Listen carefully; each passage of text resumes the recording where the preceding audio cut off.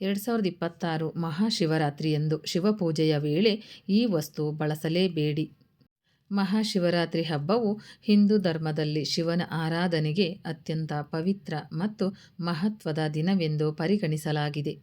ಪಂಚಾಂಗದ ಪ್ರಕಾರ ಈ ವರ್ಷ ಮಹಾಶಿವರಾತ್ರಿ ಫೆಬ್ರವರಿ 15ರಂದು ಆಚರಿಸಲಾಗುತ್ತದೆ.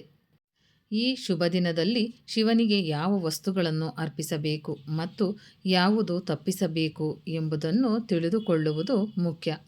ಮಹಾಶಿವರಾತ್ರಿ ಹಬ್ಬವು ಹಿಂದೂ ಧರ್ಮದಲ್ಲಿ ಶಿವನ ಆರಾಧನೆಗೆ ಅತ್ಯಂತ ಪವಿತ್ರ ಮತ್ತು ಮಹತ್ವದ ದಿನವೆಂದು ಪರಿಗಣಿಸಲಾಗಿದೆ. ಈ ದಿನ ಶಿವ ಮತ್ತು ಪಾರ್ವತೀ ದೇವಿಯರ ದಿವ್ಯ ವಿವಾಹ ನಡೆದಿದ್ದು ಎಂದು ಪುರಾಣಗಳಲ್ಲಿ ಉಲ್ಲೇಖಿಸಲಾಗಿದ್ದು, ಭಕ್ತರು ಉಪವಾಸ, ಜಾಗರಣೆ ಮತ್ತು ಶಿವಪೂಜೆ ಮಾಡುವ ಮೂಲಕ ದೇವರ ಕೃಪೆಯನ್ನು ಪಡೆಯುತ್ತಾರೆ.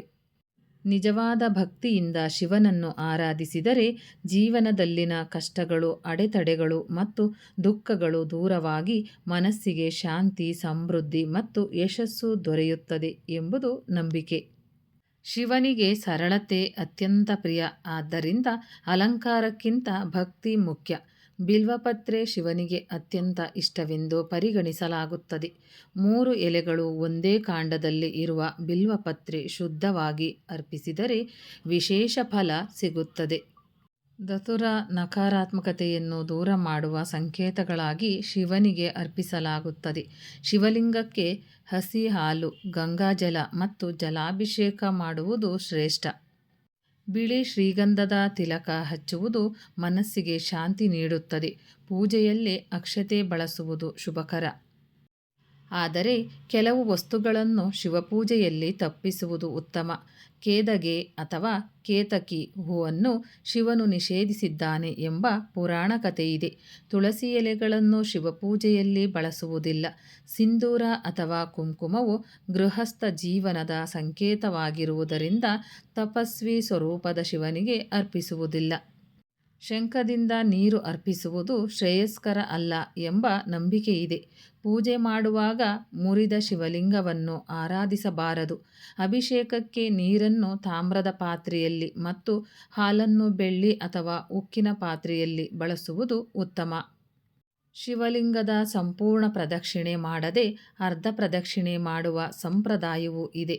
ಮಹಾಶಿವರಾತ್ರಿ ಉಪವಾಸವು ಕೇವಲ ಆಚರಣೆ ಮಾತ್ರವಲ್ಲ, ಆತ್ಮಶುದ್ಧಿ ಮತ್ತು ಆಧ್ಯಾತ್ಮಿಕ ಬೆಳವಣಿಗೆಯ ಸಂಕೇತವಾಗಿದೆ. ಈ ದಿನ ಉಪವಾಸವಿಟ್ಟು ಜಪ, ಧ್ಯಾನ, ಭಜನೆ ಮತ್ತು ಶಿವನಾಮ ಸ್ಮರಣೆ ಮಾಡಿದರೆ ಮನಸ್ಸಿನ ಒತ್ತಡ ಕಡಿಮೆಯಾಗುತ್ತದೆ ಮತ್ತು ಆಂತರಿಕ ಶಕ್ತಿ ಹೆಚ್ಚುತ್ತದೆ. ಶಿವಲಿಂಗದ ಅಭಿಷೇಕ ಮತ್ತು ಪೂಜೆಯಿಂದ ಪಾಪಗಳು ನಿವಾರಣೆಯಾಗುತ್ತವೆ ಹಾಗೂ ಜೀವನದಲ್ಲಿ ಸುಖ, ಶಾಂತಿ ನೆಲೆಸುತ್ತದೆ ಎಂದು ಭಕ್ತರು ನಂಬುತ್ತಾರೆ. ಅವಿವಾಹಿತರಿಗೆ ಇಷ್ಟ ಸಂಗಾತಿ ದೊರೆಯಲಿ, ವಿವಾಹಿತರಿಗೆ ದಾಂಪತ್ಯ ಜೀವನ ಸುಖಮಯವಾಗಿರಲಿ ಎಂಬ ಆಶಯದಿಂದ ಈ ದಿನ ವಿಶೇಷವಾಗಿ ಪ್ರಾರ್ಥನೆ ಮಾಡಲಾಗುತ್ತದೆ. ಹೀಗೆ ಮಹಾಶಿವರಾತ್ರಿ ದಿನವನ್ನು ಭಕ್ತಿ, ಶ್ರದ್ಧೆ ಮತ್ತು ಶುದ್ಧ ಮನಸ್ಸಿನಿಂದ ಆಚರಿಸಿದರೆ ಶಿವನ ಕೃಪೆ ಸದಾ ನಮ್ಮೊಂದಿಗೆ ಇರುತ್ತದೆ. ಶಿವನ ಆಶೀರ್ವಾದದಿಂದ ಜೀವನದಲ್ಲಿ ಬೆಳಕು, ಆರೋಗ್ಯ ಮತ್ತು ಯಶಸ್ಸು ತುಂಬಿ ಹರಿಯಲಿ ಎಂಬುದು ಪ್ರತಿಯೊಬ್ಬ ಭಕ್ತನ ಪ್ರಾರ್ಥನೆ. ಓಂ ನಮಃ ಶಿವಾಯ ಎಂಬ ನಾಮಸ್ಮರಣೆ ಈ ದಿನದ ಮಹತ್ವವನ್ನು ಮತ್ತಷ್ಟು ಹೆಚ್ಚಿಸುತ್ತದೆ. ಸ್ನೇಹಿತರೆ, ಈ ಮಾಹಿತಿ ನಿಮಗೆ ಇಷ್ಟವಾಗಿದ್ದಲ್ಲಿ ಇನ್ನೂ ಹೆಚ್ಚಿನ ಮಾಹಿತಿಗಾಗಿ ಲೈಕ್ ಮಾಡಿ, ಶೇರ್ ಮಾಡಿ, ಚಾನಲ್ಗೆ ಸಬ್ಸ್ಕ್ರೈಬ್ ಮಾಡಿ. ನೀವು ನಿಮ್ಮ ಜೀವನದಲ್ಲಿ ಪಾರ್ವತಿ ಪರಮೇಶ್ವರರ ಆಶೀರ್ವಾದವನ್ನು ಪಡೆಯಬೇಕು ಎಂದರೆ ಕಾಮೆಂಟ್ ಬಾಕ್ಸ್ನಲ್ಲಿ ಓಂ ನಮೋ ಪಾರ್ವತಿ ಪರಮೇಶ್ವರಾಯ ನಮಃ ಎಂದು ಬರೆಯಿರಿ. ಧನ್ಯವಾದಗಳು.